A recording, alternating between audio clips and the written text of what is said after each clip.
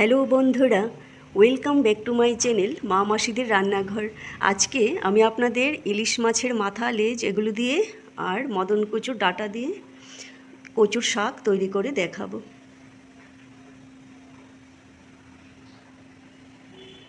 প্রথমেই মাছগুলোকে ভেজে নিচ্ছি।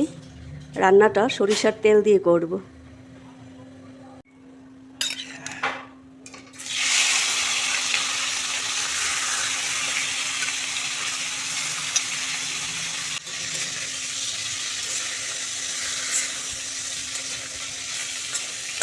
কচুর ডাঁটাগুলোকে দেখুন এরকম শেপে কেটে নিয়েছি। এখন এগুলিকে একটু ভাপিয়ে নিচ্ছি।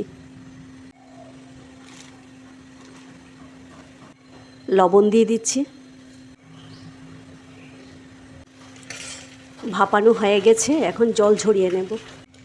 কড়াইতে সামান্য পরিমাণে তেল দিয়ে দিচ্ছি।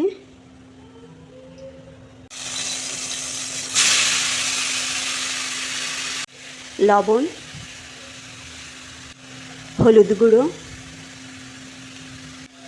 শুকনো লঙ্কার গুঁড়ো,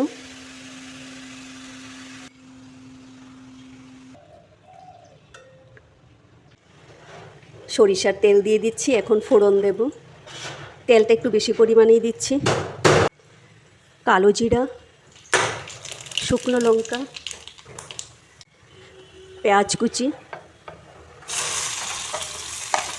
রসুন কুচি,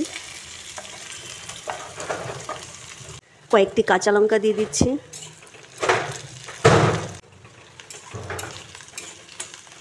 দুইটি কাঁচা লঙ্কা বাটা, সামান্য পরিমাণে জিরা গুঁড়ো,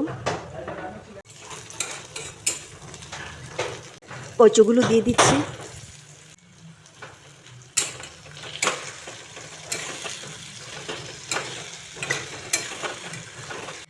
মাছগুলো দিয়ে দিচ্ছি। রেসিপিটা হয়ে গেছে, নামিয়ে নিচ্ছি।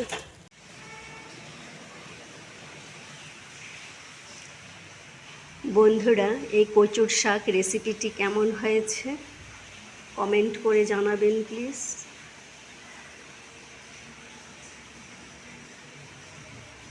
Thank you everyone.